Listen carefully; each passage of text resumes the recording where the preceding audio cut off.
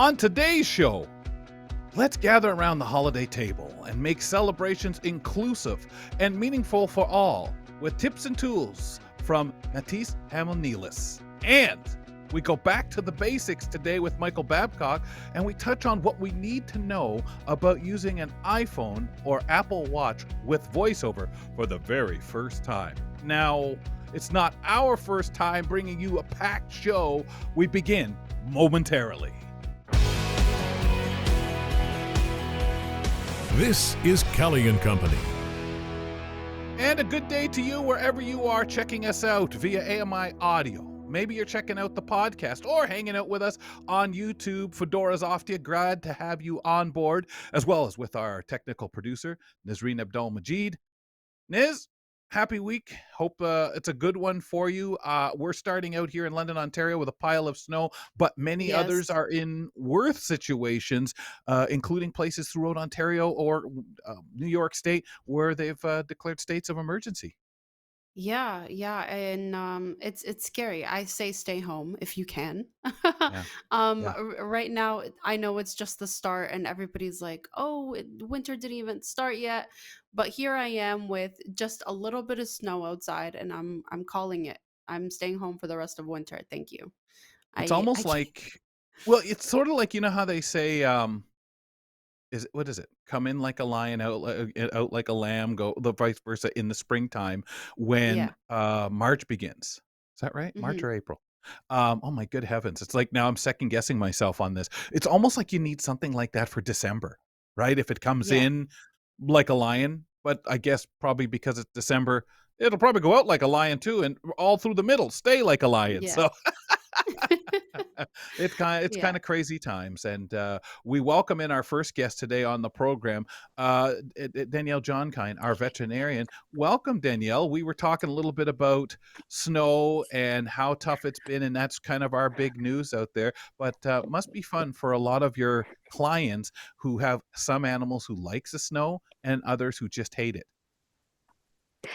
I imagine, and it's actually a little bit funny because, I'm looking after a relative's dog right now. And so, I've been out in the snow a lot this weekend because I've, been taking the dog for a walk. And she is just completely impervious to the weather. She takes me out and I'm like, do we really have to spend this long checking our P-mail? Like, it's really, really cold out here. Danielle, do most vets, to your knowledge, your social circle of vets, have pets, or do they get enough with work? Uh, I don't know a single person who works in the veterinary industry who doesn't have pets. I can't think of a single one. I just wondered that. I got thinking about, and again, it's somebody probably out there saying, "Well, dummy, do you think if someone sells cars, they don't have a car?" Like, I get that, but it just seems, wow, you do so much interaction, but yet, of course, the key is you love animals. Yeah, it's one of the sort of ironies of our profession. You get into it because you love animals and you want to help them, and then they all end up being, sort of not liking you because you have to, give them vaccines and stuff like that. And they're kind of like, I don't like what you do. I don't mind you personally, but I'd rather not come and see you. Well, they must also smell the vet's pet too, and like, hey, I thought I was your only client. Well, they probably smell a whole lot when they come, Yeah, to the yeah, clinic. probably a lot So, of clients. yeah. So speaking of the clinic, I kind of want to get into something that many of us have, I mean, we think about maybe in an office circumstance because we get all the emails about health and safety and stuff like that, but we don't think about occupational health and safety in the context of veterinarian medicine. But obviously it's important, even if it's not talked about very often. But it is part of the profession. Now, with Dr. Danielle Johnkind here, we're going to talk a little bit about some of the health and safety risks for veterinarians and their staff, and how you can improve veterinarian care for your pet by helping your veterinarian manage these. Now, it seems kind of odd, really, to say, Danielle, that a client can help veterinarians manage occupational health and safety risks. Wouldn't this be something that the policies of the clinic cover? Of course, yes, they definitely do. But, there are some aspects of health and safety that are, not influenced by client decisions, but others really can be influenced by client decisions. So, we have to remember clients have to provide consent, before a veterinarian can do anything to help their animal. And sometimes a veterinarian will ask for a client's consent for something and receive it. And sometimes they'll not receive it, and this is where these decisions can sometimes impact occupational health and safety and sometimes even potentially compromise patient care. So, if I was to give a specific example, in my experience, a lot of people are really worried, about giving sedation for examinations when their pet is anxious or aggressive, and, they're sort of really worried about the side effects of the medication, which is a Right. valid concern for Yeah. sure, Yeah. you know but there's the only other option for handling that situation is kind of hang on for dear life and get the job done, but that causes the pet a lot of distress, and there are a lot of problems with that approach. People can get hurt trying to get a muzzle on a pet that's flailing around, scratching and bruising people trying to hold them. The pet can get hurt, right? Because Sure. we never want to restrain an animal to the point where excessive levels of restraint are needed to get the job done because they can get hurt. And, the quality of the examination can be poor, because if the pet just won't tolerate the handling, then you're not going to do a very good job trying to find out what's wrong. And the other issue, of course, is that, if a pet has had a really terrifying experience, they can escalate and get worse every time they come in, right?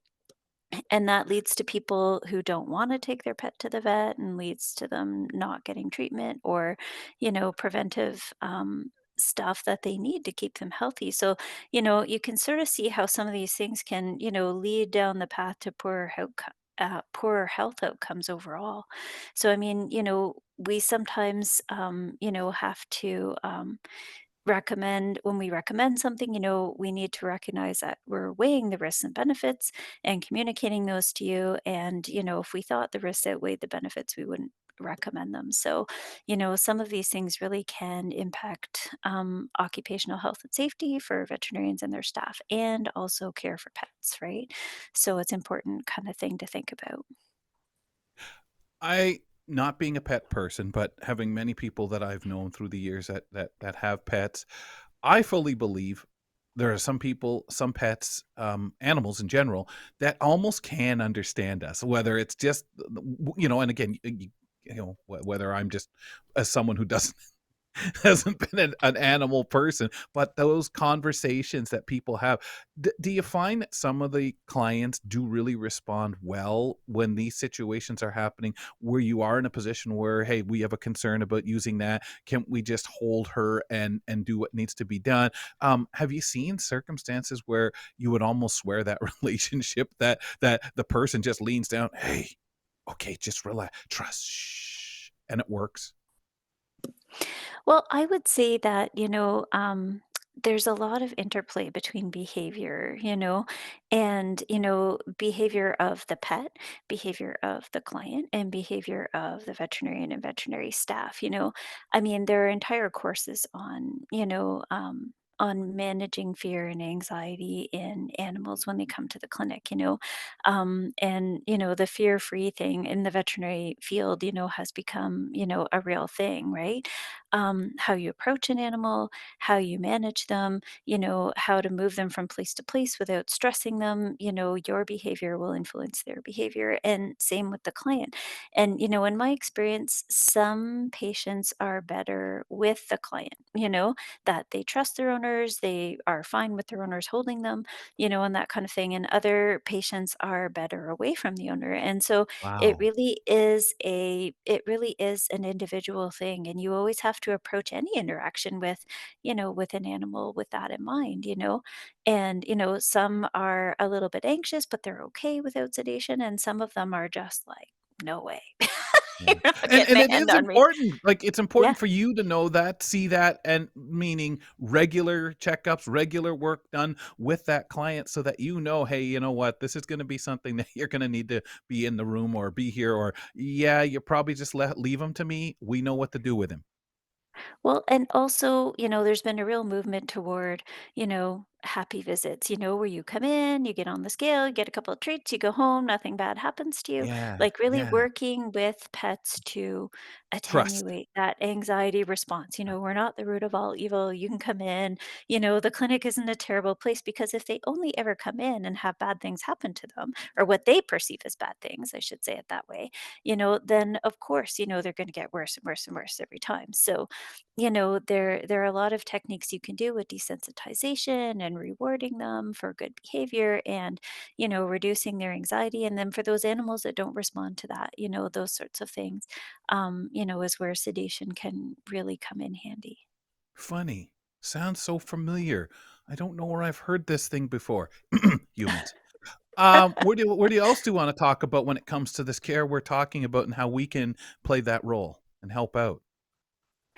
Well, there's also risks from disease, Mhm. so diseases and parasites, that can be transmitted from animals to people, also known as zoonotic disease. We talk about that sometimes on the program as well, is another occupational hazard for veterinary professionals. And of course, it's a public health concern, right? Yeah.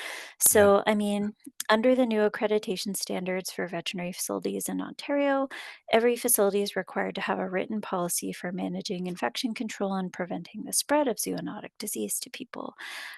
So, of course, clinic policy handles most of this risk, outlining, where staff can find personal protective equipment like protective clothing, gloves, masks, protective eyewear, how and when it should be used, how to disinfect equipment in rooms, and, all that kind of stuff.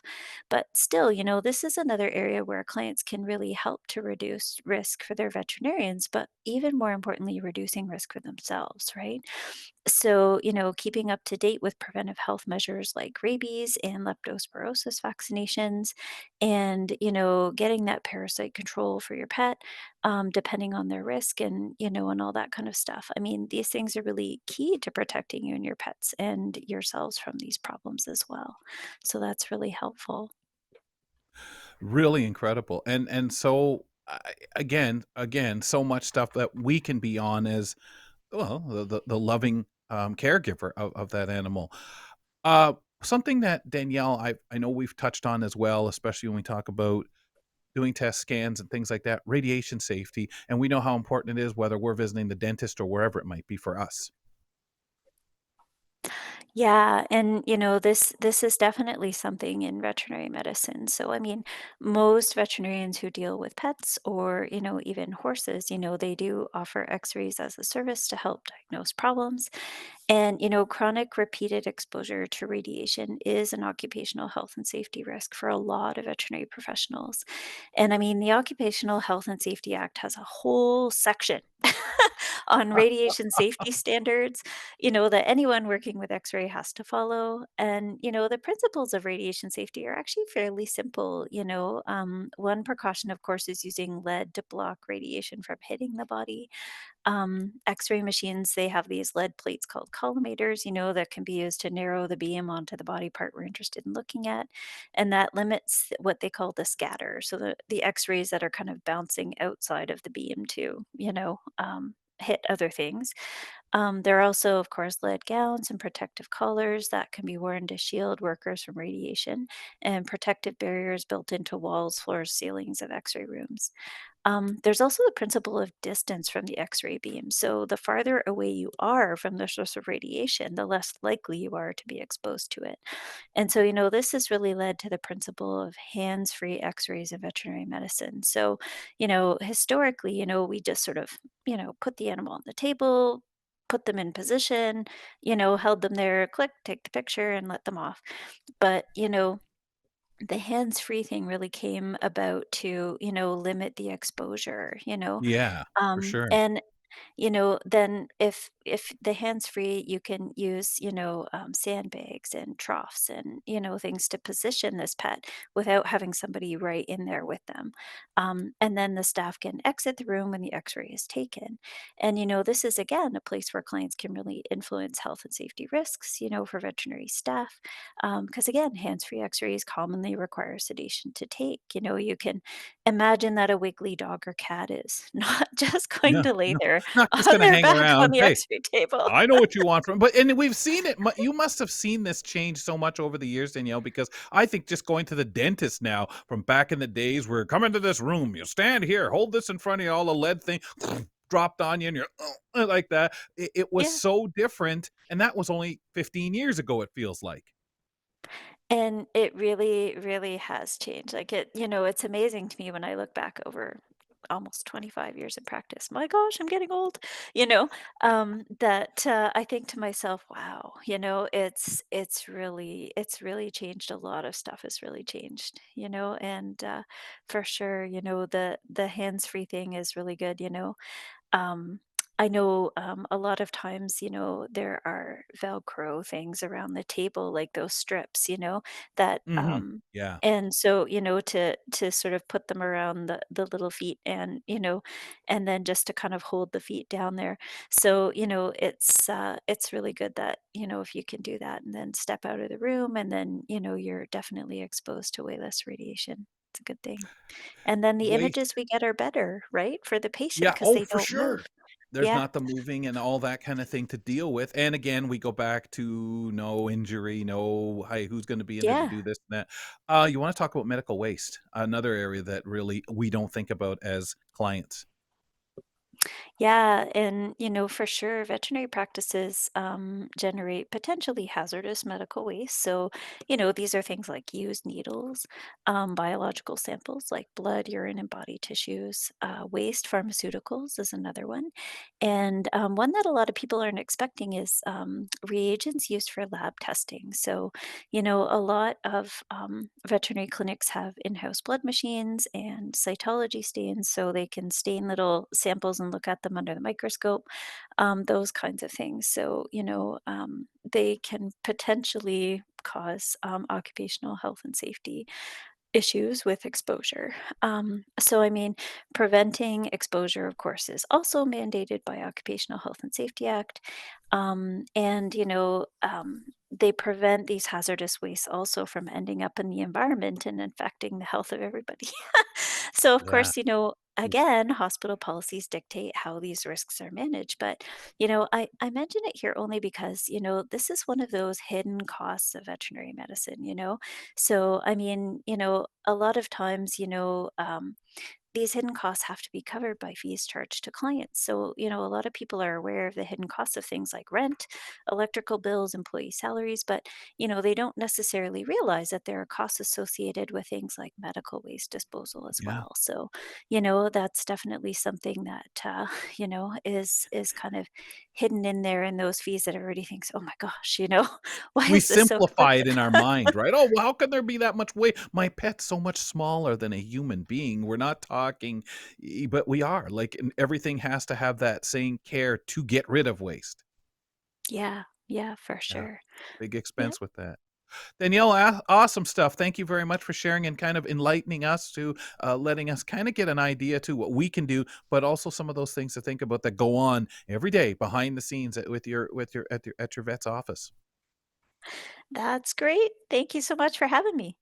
Danielle, we'll see you in a couple of weeks. Dr. Danielle joins us with more Ask a Vet in a couple of weeks. Ramya Muthan and Nazreen Abdul Majid joining me again here. Ram, do you think about that stuff when you take Glasgow there to the vet, like, even just the regularity, take him so he's not stressed out or, "Oh, I don't wanna be here every time I'm here," like Danielle was saying, "It's a bad place."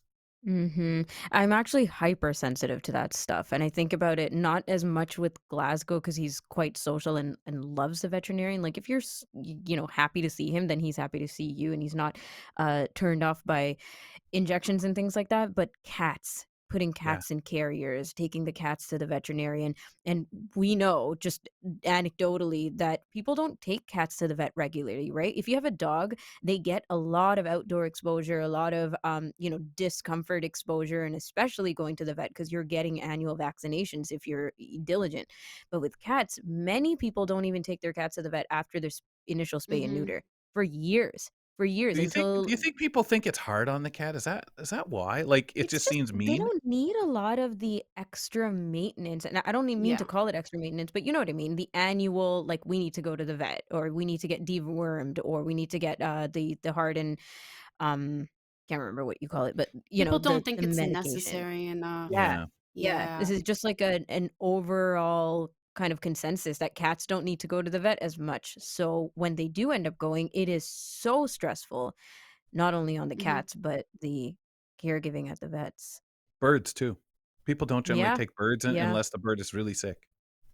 Not to mention Mhm. birds are like an exotic, right? The Yeah. birds, bunnies, guinea pigs, you're not taking them to your regular vet. You're either taking them to emergency or exotic specialists. And my goodness, when we had to take my mom's parrot Conure to the vet, they were like, "Well, I guess you got to go to Guelph."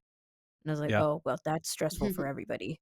It Yeah. is. And unfortunately, in this part, that's where a lot go to is Guelph. You hear a lot. They do amazing Hmm. work there, the school and everything. They do But, amazing work, yeah. well, but Yeah. as Danielle said, it would be nice if you could get the animal to where he's not or she's not so afraid to go to a location just like us. Like, how many humans do you know that say, "Well, yeah, I guess I gotta go to my doctor. I've got something wrong," as opposed to, "Yeah, I gotta go for a checkup." And it be okay Exactly. because we go Desensitizing. enough that we're not scared to death of the doctor and, "Oh, no, Hmm. I've got this happening." Um, Nesreen, what was it you had? I'm We gonna be had wrong. It wasn't turtles. What was the babies you The had a few ducks? years ago? The ducks. we had I knew that the other day. ducklings. The, Yeah. the ducks would that would be Yeah. another thing that, like, when you think about medical care or taking care, what's the things I need to be doing, would just tend to go to Google or somewhere, right? Like your knowledge of it, just really looking to see Oh, what the best yeah. thing to do with care, right? Until you're ready to pass them on or whatever. Oh, yeah. I would go directly to Google. I know it's not safe, but thankfully I have a friend that in when we were in Guelph, I have a friend that works at a vet. So she's Mhm. license and everything. So every time I have a question, I'd call her up. Okay, is this normal? Is this normal? I took them outside for a little bit and they went swimming while I was in the pool, and Oh, they started shaking a little bit. So I would call her up. Okay, is this normal? Like, why are they yeah. reacting this way? And Yeah. it's nice to have somebody with that type of experience where you don't have to rush to the vet every single time, put in that money every single time when it's not really an emergency. Yeah. But yeah, and think about it this way. I feel like, as you said, Rams, dogs are the type to be more social. They're more outdoorsy. Mhm. You take them out more. Whereas cats, even at home, they're such scaredy cats. I mean, you have the name in it. I My resemble that cousin's remark. cats stay under the bed the whole time we visit them, and it's Yeah. frustrating because I Yep. want that attention from them. But And cats are like yeah, it's routine. They do not Yes. wanna be yeah, the disturbed, their routine. environment or their social They're experience. too independent, and yeah, like I understand the frustration when you have to take them Well, to they the have the vet. best hiding places too. They don't mess around. They'll go You under could a hide box spring anywhere. and rip it open and make a hammock up there and hide in there, and you're never finding him, right? Unless you know, "Ah, he's under there," and slide under it. "Hey, you." Laundry Um baskets, closets, Oh, shoe yeah. boxes, Yeah, everything, Yeah. shoe Yeah, they'll boxes hide for anywhere. real. Yeah, So anywhere. honestly, s or somewhere yeah, so high you can't see them. oh, yeah, Like, and if you bring people into the place and there's too much noise or too you'll never see that cat until as soon as everybody's gone and you're ready to go, "Yeah, man," they come staggering out. "Thank God. Is everybody gone? staggering. Please." What has your cat been up to? Well, ladies and gentlemen, follow us on Instagram and Twitter at Kelly and Co AMI. Speaking of, let's talk about polls, Nazreen, because before the Yeah. weekend, you put one up for us. Yeah, on Friday we posted a fun question for you guys asking you what's your favorite holiday candy, and we gave you some options. There's candy canes, gingerbread cookies, peppermint bark, or other. And guys, I wish Twitter had the option of giving more options, because after I posted this poll, I thought of Oh, yeah. so many other things. Yeah. Yeah, But what? there was Why did I you give know, I 2 thought of peppermint so options? many That's my things. quibble. Like, Like, and it's funny, but I have to say, if you gave me the choice between peppermint, like a candy cane, or the Mhm. bark, I mhm. love the bark because chocolate's involved. I know. Oh, And good point. otherwise, I'm not Good big on point. peppermint. We didn't even put Yeah, but rum there's cake in so the many. mix. Like, I went to the grocery store Snowballs. Friday night and I True. looked at all the Christmas, the holiday section, and there were so many types of chocolates that I miss. I Yeah, love Ferrero Rocher seasonal is like a staple, right? Ferrero Rocher. Like, I And should it's have added that. But then you just again, yeah. Twitter is only giving me Toblerones. these four options, so you're gonna have to Yeah. Well, ones. and we know Oh, those darn so good. Toblerones because of Swiss Chalet, but my mom used to make those darn snowballs, where you had coconut, peanut butter, all rolled in there, Ooh, and I think date she put inside it, but and then Mm. the powdered it down with the sugar. Oh my gosh, those things are great. But like you said, Nisreen, at this time of year alone, if you just say, let's just go with what is classed as Christmas, there's way too many things. You couldn't put them even remotely I all know. on Twitter and say, No. okay, which of these? You'd be But forever, what even We if you need a could. part two of this poll, that's for sure, because Oh, there's for yeah, real? well, just you so can Yeah. do many that good every week. options. How about Was there a next time you do I flavor? baked goods? Next time you do the baked goods, yeah, what's your favorite I, Christmas baked good that, that somebody used to make or makes? that's a good question. Sugar Yeah, cookies are on the yeah, top sugar of Oh, my I love cookies, list. that gingerbread, one. right? Yeah, Yeah. Um, Mhm. yeah. what are we making the gingerbread house out of? Hey, gingerbread. Ha ha ha. There's another Do one. you guys make gingerbread cookies from scratch or do you buy the kits? I don't I buy don't make any of I it. don't make cookies. Yeah. No. My mom used to make them all from scratch. I know better than to buy cookies or I'm make I sure think they anything it would like told be me that. that's easy to tough, make them from right? scratch. Yeah, I'd resemble them too Would it be much. tough to make those from No, scratch? No? no, I don't think Mm. They so. seem easy enough. Yeah. I say that, but Sugar of course, sugar cookies are the best though, guys. Like, I just Sugar cookies are even down so to the good. doughiness of it, right? Like, it was the one cookie that could have that little bit of doughiness, where otherwise you're saying, this cookie doesn't seem like it's cooked right through." I don't Oh, sugar know. cookies are Lately, I've been amazing. loving the extra, extra crunch. Like, I want it Really? so crunchy. Really? Yes. Like, I don't Yeah, even You wanna want it make a burnt? difference when you put it in the milk. I want it to remain Oh, crunchy. whoa, whoa, whoa, whoa. What was that? Fully. When you put Well, it I'm in not the putting milk? gingerbread cookies. Yeah, you don't dip your cookies in the milk? How do you guys use No. milk and cookies? No, no, What? I What do you drink them do? I eat the cookies and then drink the milk, or maybe along the way, I'll bite Oh, after I've swallowed the cookie and wash it down. nah. I, Even like, Santa dip my does it that I've way, actual never come dipped on. cookie. gingerbread cookies in Yeah, milk. me neither. I mean, Yeah, yes, whatever, yeah. Oreo cookies, regular Do Mhm. you Oh, cookies. hold on, sorry, did you say you Chocolate do chips. dip it? Those Me? ones, No. yes. No, right? Would you dip it in coffee, Niz? A You cookie? know, if it was a cappuccino, I've tried dipping biscuits in a cappuccino. I Yeah. think it's just tastier. So it's But the Yeah. in same coffee, no, I difference. don't.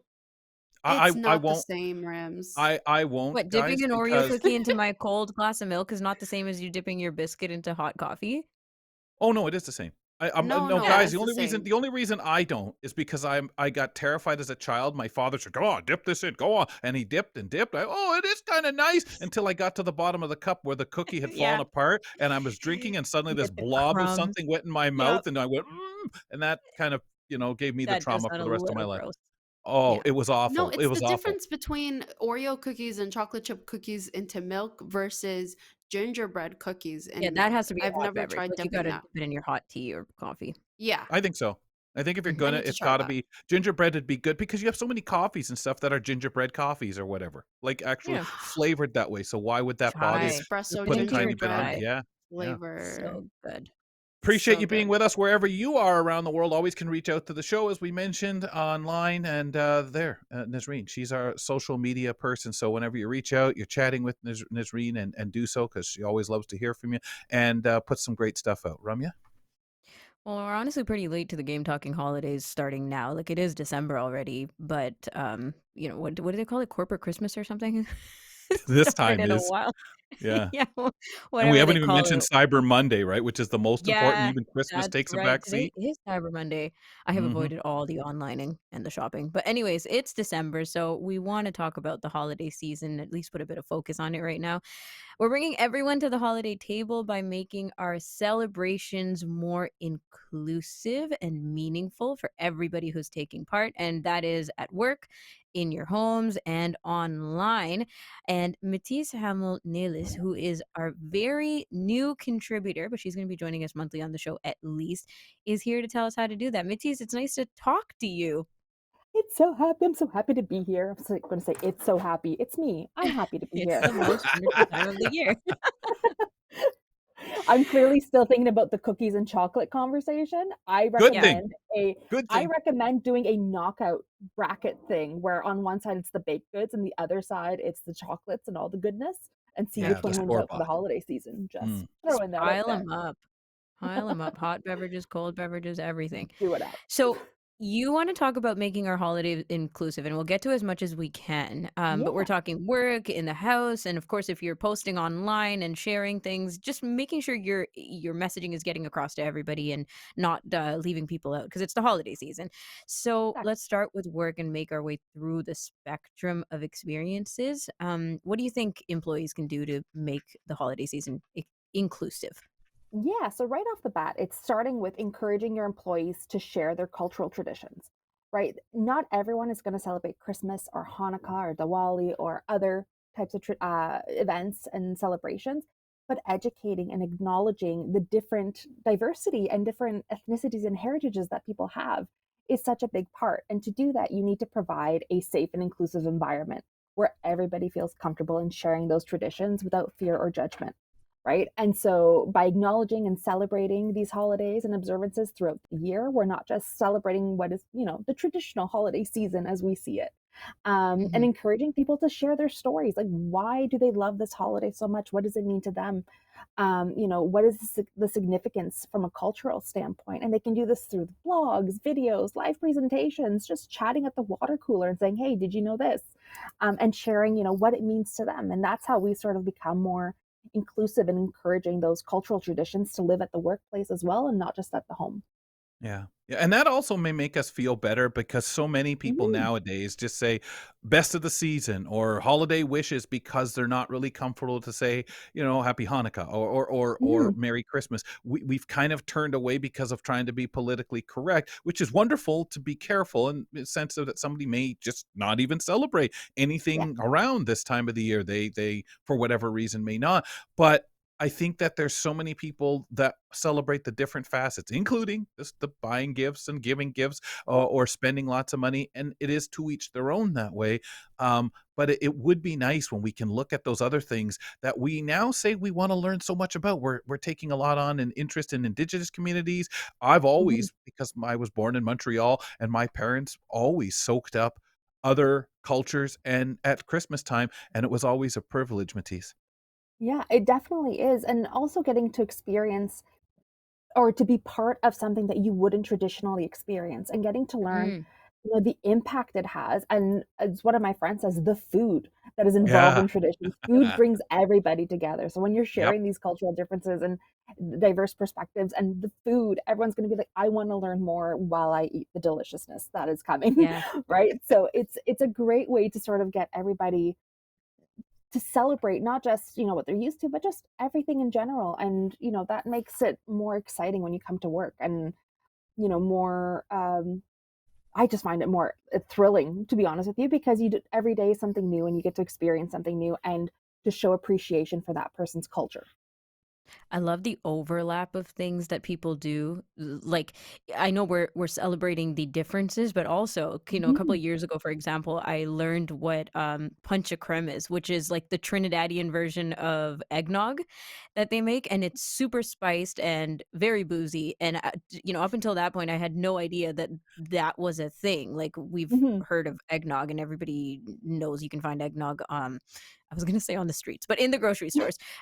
But then you have something like rum cream or a punch of creme, which is a very similar experience, but it's a nice way to kind of gather and say, oh, let's all bring like your version of eggnog to the table, and hang Exactly. out and try each other's things. And it's the same thing I think of like the Spotify jam experience, right? Mm, Where everybody can hang out together, but you can add your songs and preferences to the playlist. And that gives people that diverse experience as well. It's just exactly. cool to all be celebrating the holidays, but experience a little bit of everything and And some of the realize stuff how you may big not be familiar the with. world is, like, how we have our Yeah, piece of, "Oh, eggnog here," where how many other parts of the world go, "Egg who? What? Yeah. No, exactly. that's not what we do." Exactly. Yeah. Yeah. Mhm. Yeah. For myself, my mom's Italian, so my entire maternal side is in Italy, and we celebrate La Befana, which is January 6th. Okay. And in the UK, for example, or in Ireland, where my husband's from, they celebrate Little Christmas, which is also January January 6th, 6th. Yeah. Nice. right? So just how we There's a lot of celebrate the it. world with stuff January the 6th, more of Yeah. has than the 25th. Yes, Oh, yes, right? So it's just getting to understand these little traditions or these different celebrations that all happen maybe on the same day. For example, Little Christmas, La Befana, and other things. And just, immersing ourselves into that and learning and being like, oh, it's not just a me day, it's somebody else's day and Mm-mm. somebody else's day as well. Yeah. Right. I think that's the essence of it though, Matisse. That Yeah. it's not just a me day. It's not just Mm-mm. Christmas because we all get Christmas off and Christmas Eve Yeah. off for work, right? Like there's Yeah. so much else going on. Um, Exactly. what else when it comes to staying inclusive, right? Like it's nice to Yeah. celebrate the diversity, but also to kind of uh, clue in and make sure that everyone's being served, everyone's being accounted for, whether we have dietary restrictions, etc. For sure. So obviously, December is a big month for holiday parties, and people will either do them internally at their own offices or they'll look for a new venue to celebrate with everybody. Well, when we're looking at venues or even internally, we want to make sure that are the venues actually fully accessible, right? So we're not just thinking about ramps and elevators and accessible bathrooms, but if somebody has a service dog or a guide dog, is there a relief area? Are we explaining where all this stuff is? Additionally, having quiet rooms. For me, for example, I love a good holiday party, but it can be overwhelming after a few minutes, and you're just like, I need some me time, I'm so right? glad So you like said a few minutes. a few minutes, maybe 10, maybe 15, somebody can find me in there. Like I'm there, but not really, but it's fine. Um, but having that quiet room where we can just sort of decompress, and then when we feel ready and our social batteries back up, we can go back out there and do that. Having sign language interpreters and captions if there's going to be speeches or that sort of thing is really important there as well. Um, Ensuring that also the party isn't just focused on, alcohol or demanding physical activities is another big thing. Mm, There are a lot of people who don't drink, whether for religious reasons or whatever the case may be. So when it's an event that's focused around drinking, you're going to sort of push people away who may want to attend. And then from a physical demanding activity, if you're doing a bunch of, uh, random activities where people are jumping up and down and sitting and running and finding something, people might feel like they can't take part, and then Right. they don't feel Yeah. like the party's for them. So things like that, and then of course, like you mentioned, Ramya, the dietary restrictions. yeah. Asking the question before the event, right? Having food that opts out from the common allergies, any religious dietary needs, and providing preferences for those who are vegetarian or vegan as well. And I, for myself, I feel bad for anyone who goes to a holiday party with me because I'm allergic to mangoes. And Oh, so Oh, I okay. know, yeah, yeah, I know, I know. So I always apologize. I'm like, there's no mango because of me. I apologize. I oh apologize, man. but know that I know how good Yeah, it is. Yeah. it's Yeah. okay. Yeah, Yeah. And I think sometimes you have to think about those who are going to be there so nobody feels excluded. I mean, I've yeah, been at events where there's no water and you think, well, but nowadays we have a thing about diabetics. It would be nice yeah, for those who are more comfortable following what their doctor may suggest, have that water, exactly, the bottled water there. Yeah. exactly, Just exactly. slight variations of the norm. Like we know it's a perk when you're holding your work Christmas party and you get free drinks or something, right? Which is a perk for the people who drink alcohol, but how about the people who don't? So That's right. having mocktails as an option or having Yeah, variations of things where it's like not just ham or cured meats, but other things that are available that are just as appealing to people. Because yeah. you have like this picturesque idea of what a holiday party is supposed to look like, especially corporate, but it doesn't have to be that way. There could be nice variations that still are like extremely appealing for everybody. And I think a lot are trying to get there with even Mhm. down to cutting back or the alcohol being very little, but still something for those. And at least having a vegan and a vegetarian option. I know Yes. it's the start, so at least that. Matisse, should we talk a little bit about communicating that holiday message that aligns with ideal principles? What kinds of things are we looking at there? For sure. So obviously, if we're communicating for a holiday message, we want to make sure it aligns with what I like to call the IDEA principles, right? So inclusion, Right. diversity, equity, and accessibility. So when we're Mm, creating our invitations or even just our communications, using inclusive language that reflects the diversity of the audience, right? Don't assume that everybody is celebrating the same holiday, like we already talked about. We want to highlight what our organization's commitment is to IDEA in our holiday messaging as well to show that we are committed to embracing the different diversities and perspectives and all that stuff and what we do, showcasing diverse messages. If there's an opportunity to share what people are celebrating that isn't just the typical, if you will, Christmas and Hanukkah around this time, have them share those opportunities and share that with your audience. If you're putting out social media posts or anything external, avoid your generic stock imagery. I've jokingly seen Simu Liu's photos from holiday parties from when he used to do stock imagery just pop up, and I'm like, oh, okay, yeah, that's a famous actor when he did stock photography, not an employee. Cool. Right? So use those visuals that are authentic to show the diversity within your audience as well as your team, right? And of course, emphasize on the concept of unity, especially now where everything just seems so divided. Share that message of unity, understanding, and a shared goal rather than centering on messages that are solely about, consumerism or specific traditions. Make everybody feel welcome in that regard. That's what I I'd say. appreciate that sentiment. Very good. Yeah. Yeah, very Yeah. much so. Yeah. Yeah. And then, of You course, mentioned stock yeah, imagery. Anything else when it yeah, comes to accessibility, when it comes to posts, online experiences, etc.? I'm for sure there's a sure. lot of holiday memes going around. There's Yeah, with always all the holiday memes. engagement. Wow. Yeah. Always holiday memes. The one that I always bring back to is don't do what Wendy's does. Love me a good Wendy's, don't get me wrong, but on social media they tend to love their emojis a little too much.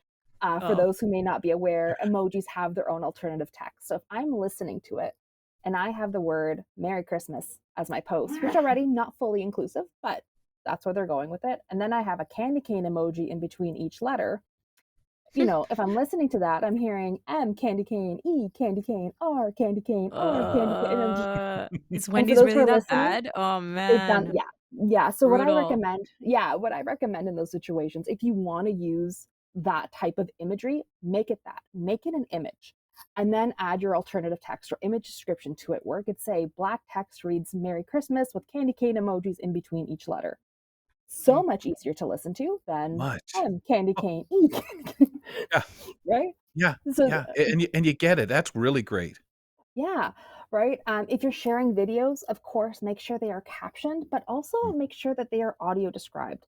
This is something where a lot of businesses and organizations sort of fall down on because they think, okay, I need to be compliant with, AODA in Ontario, Accessible Canada Act, or wherever they may be. But it limits it just to captions. If we want to make our videos fully inclusive, they should also have audio descriptions. So either that Mm-hmm. what we call post-production described, where, in between what people are saying, you have that secondary layer where someone's like, man walks into room, Santa sits down, kind of thing. Mm-hmm. Or just have it naturally woven into your script as integrated described, right? So when you're planning out your video for the holidays, let's say, have a storyboard and have a script. Are you saying what's on the screen naturally? And if not, how can you tweak it accordingly so that it just flows naturally? So what we're seeing is also what we're hearing. That makes things a lot more accessible for everybody in that regard. And of course, color contrast. If you celebrate Christmas, red and green are our colors. Not the most accessible when they're one on top of the other, to say the least, from a color contrast perspective.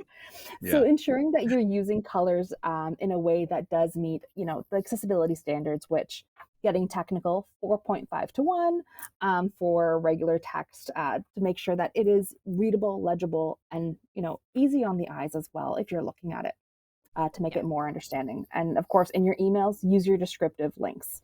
Right. If you want people to, yeah, if you don't want somebody to join your meeting, just say click here. If you do want somebody to join your party, have learn more about our holiday party here, our holiday party, and have that all be hyperlinked. Make it easier for everybody Nice. to understand what's going on. Oh, Absolutely. so good. Wow. Someone is taking away something from this conversation, Matisse. Like you've got us with so many tips and tools Yay! to think about. Thank you. Thank This is a you. great way to like hang with you today, but of course we'll have you back in January as well because we want to chat with you monthly. Appreciate Indeed, it. indeed. Thank you so much. Best of the season, Matisse. hmm we were speaking with Matisse Hamel-Nelis, and she gave us the inclusive holiday guide, if you will, for online work and at-home experiences to make everything very, very warm and welcoming for the people in our lives. Interesting, because I did it right there, right? Best of the season. It's that Yeah, there you automatic go. now because just trying to, Yeah, not Merry Christmas. just trying to be sensitive and stuff like Mm, that. Unless you know someone, hey, this is what I do. I'm all about the Christmas. Or, then you kind of, I guess people, but if you're trying to make something mechanical and not go automatically you're saying, Yeah. "Merry Christmas, Merry Christmas, Merry—" All right, don't bother with that. Oh, okay.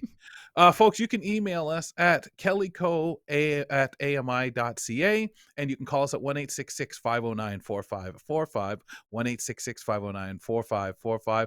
Always love hearing from you. First of all, let's welcome in Michael Babcock here because, Michael's back at it again. We're going to go back to basics with him as he joins us. Michael, how are you? And are you a candy cane person or that kind of mint and all that? No, Of let's see if the we can. holidays. There he And is. going back to your Start again, Michael. guys's We missed the first part. Oh, no worries. I love candy canes and mints. It puts me in the mood of the holidays, and I like Yeah. the big ones that Kelly was talking about last week. I think it was last week. I don't even know what time Yeah. means anymore. Those, I don't know what those time means huge ones.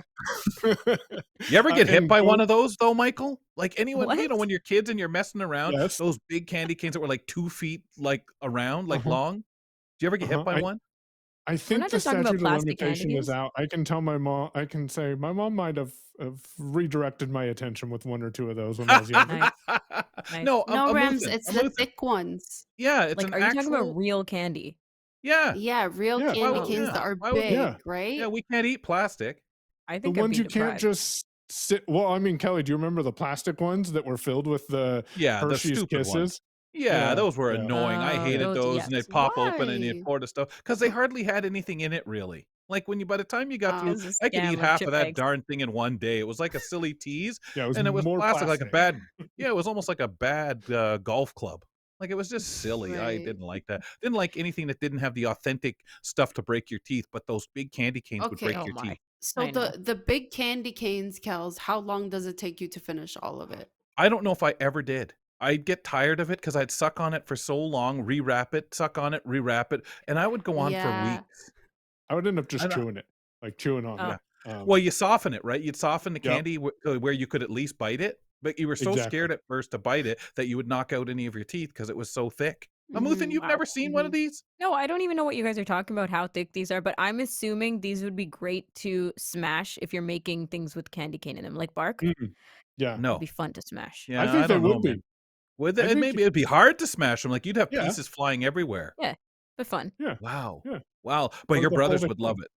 They'd love Mm. to chase you with one of those, Rumya. They would love Okay. it. Because they could hook it right around your head. Like Have to they're that redirect my big. attention, as Michael Oh says. my God, they're big. Mr. Michael, since 2010, you've used an iPhone off and on with VoiceOver, and some people are coming to this experience these days for the first time. Let's talk about the basics. What do they need to be aware of? Yeah, so this is a great topic, and don't go to sleep yet because I'm going to ask the two of you a question here in a second. So I'm just warning you. Nazreen, stay awake. Yeah. Hey, Nazreen can comment too. For those who don't know, VoiceOver is the built-in screen reader that it makes the iPhone and Apple products more accessible. It's originally showed up in 2006 on Tiger for the Mac, and then showed up in the release of the iOS software, which was formerly called iPhone 3.0 software, Right. in 2009. Now, my question is, do any of the three of you remember VoiceOver in the beginning? Or what's your first memory with VoiceOver? Oh. The I'd Shuffles get had it. What We were very talking about did I this on AMI Today, anxious. like a while ago. The Mhm. Shuffles had, but I remember it first in the iPhone 4S, I believe, Yeah, Michael. 4S Okay. is when Okay. I started Yeah. thinking about the iPhone as a But legitimate I would get option. confused because I would get so confused between it and when Siri, because I thought it was all the same and that kind of thing. And at that time, really, you had, I think, only the one voice, didn't you, Michael? I think there was a different voice for Siri than what there was for VoiceOver, but there was only one or two. There was a very few amount of Mhm. voices that were in VoiceOver, and that was dependent on your region too. It still kind of is. Oh, yeah. So I But was you know too what? I get what you anti-voiceover mean, for a while. Kels. It was very similar. yeah, Yeah. Their yeah, voices were similar, so it got confusing. I'd get And really I didn't have anxious the about it. concept, Niz. I thought, what is this thing people would say? Because I didn't have the concept that it was like a personal assistant back then. Mhm. Mhm. Right. Yeah. Yeah. That the concept of Siri was new, voiceover was new, but I think it was iPhone 6 when I actually started paying attention to like Oh my god. switching over because I was an Android user, remember? It was the Samsung Yep. days. Oh, right, Ew. right, right, right, right. Yes. Yeah, people forget, but my roots. They try really hard to forget, trust me. Yeah. Um, Don't judge here. The the lack of Android content is what got me to reach out to, Kelly and Co. in the first place, remember? Yeah. yep, So, yep. That's yeah. right. I remember Yeah, talking to Michael. Thomas and getting, and he said, "Talk to Babcock," because somebody thought we should talk a little more about what were we just We're talking like, where's about? the one That blind person obscure who wants stuff? to do low vision tech? There he Yeah, is. yeah, And exactly. then I was scared to let you guys know that I switched from Android to iPhone, and then we Yeah, laughed yeah. about it, so He Yeah, it worried took a about the couple money months. drying up. I mean, he's paid so well here. So, voiceover, what's really interesting about this is those early days. I got my first iPhone, I think it was the 3GS. It was the first time it was available, in Really? 2010, as you said in the intro there. And I didn't remember this until I was doing some research. I thought you could always triple click the home button to turn voiceover on, and that was not the case for No about way. a year and a half. No. What So, do Yep. people do before um, that? they I they had remember to when get you had to really go in and get them when you set the phone up, didn't you? Because I yep, remember going to my phone when I bought Oh, it, there was and no I easy had to tell him, "Go toggle? in there, man, please, and yep. turn that on." Yep, and Frustrating. it was Okay. even more buried than it is now because that was Oh, under yeah. settings, general accessibility voiceover. Yep. Now it's just settings, accessibility voiceover. Mm. Yeah. So for those who now have a phone and maybe you've never used voiceover on your iDevice, all you need to do is triple click the main part of the phone. And you might be like, what are you talking about? If your phone has a home button, the iPhone SEs now specifically, then you'll Mhm. triple click that home button, press it 3 times fairly quickly, and your phone's going to start talking to you. If you're using a different phone, then you can triple click that side button. That's the button on the right edge of the phone that you would normally use to talk to Siri or to lock your phone. And if you're using an iPad, it may be the top button. And then if you're on an Apple Watch, it's the crown or the round button on that device. Once you triple click that, you're going to get told that VoiceOver is now on. And VoiceOver is then, now, finally, on most of your devices, going to give you a brief tutorial. You guys remember that wasn't the case, right? No No, way. that's No right. way. Figure it out for yourselves. Yep. Good luck. Yeah. Here you go. It's like jumping into the deep end. Out, like, Oh "Have fun, my good gosh. luck. You'll figure out how to paddle." Uh, Yeah, okay, yeah. fine. I mean, there was little hints. It told you how to go home. But here's the thing, though, that I think we may all have overlooked. At least I did until someone brought it to my attention. If you actually don't change your default settings to make VoiceOver less talkative, it'll tell you what to do. It'll say, for example, next button, double tap to activate, and that Yes, yeah, the that hints double are tap on. to activate is what I turn off right when I turn on my iPhone. Mhm. But for someone new to it, I think that's important is listen to what the phone is telling you. And now they do have a pretty decent tutorial that walks you through the basics of getting started with VoiceOver. So Mm. if you triple But click but that, obviously, if you've used the phone, like now, I don't get that, as you say, because it's just copies everything that as it is. yep, So obviously, I don't. I know because I was gonna say, really, Michael? I don't know. Oh, but then of course, like we're talking a new user, new phone, yeah, if you new pay experience. attention when you get your new phone, you'll hear those hints Yeah. until you actually get it set up. And then if you're just migrating, which honestly, most of the time I reset to like I reset my phone and don't migrate my data. But Oh, once you get in, then you can go in and either disable those hints or those hints will be disabled if you bring your settings forward. okay. Mhm. So one of the things that they explained in the tutorial is what swiping is. And can I any of the three of you explain to someone what's swiping? Yeah, that's a fair question, though. That is a Not as fair much Yeah, as thing the to, like, rotor. Not as much as explaining a oh rotor to gosh, someone. Go rotor true. is ahead, Rum. something Sorry. else. Yep. Yeah. Go ahead, Yeah. Rum. And because you already mentioned Tom Decker, I will say he spent so much time on Kelly and Company back in the day talking about the rotor, and to me, Mhm. even then, it was foreign. I'm like, I don't know what you're talking about, Tom. This knuckle, what? Yeah. Okay, anyway, but yeah, Yeah. swiping is one of those things too, because now we have like being able to swipe one finger, two fingers, three fingers, and Yep. maybe you should tell us what it means. Yeah, so swiping is when you initially hear about it and you're swiping to move to the next element on the screen or the next icon. If you take one finger and you quickly move it from where it currently is to the right once in a solid motion on the screen, this will take the voiceover cursor and move it to the next item to the right. If you Hmm. go past what you wanted to go to, you can do the reverse of that. So take one finger and slide it across the screen, kind of like you're flicking something off of your screen, and move it to the left. And I'm doing it right here because I'm trying to explain it and move my hand at the same time because one of those that just naturally comes to us nowadays.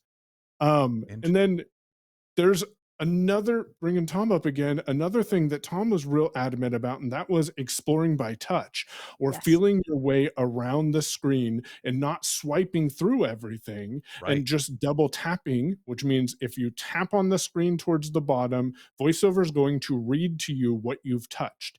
And then if you realize that that's what you want, then you lift your finger up and tap on the screen fairly quickly twice, and it will activate that element. If Hmm.